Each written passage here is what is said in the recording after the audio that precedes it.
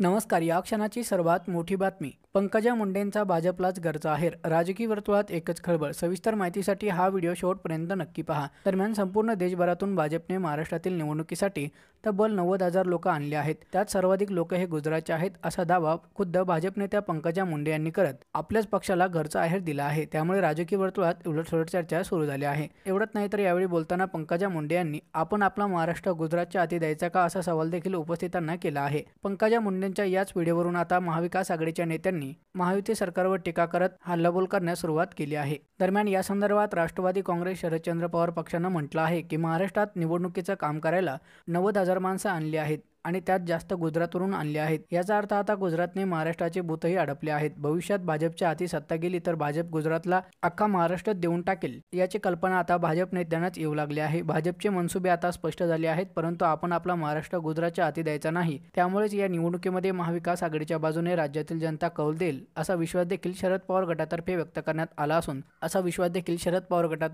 करण्यात आला आहे. मात्र पंकजा मुंडे यांच्या विधानामुळे सर्वांच्याच भुवया उंचावल्या असून या संदर्भात भाजप नेते काय भूमिका घेतात हे पाहणं महत्त्वाचं ठरणार आहे.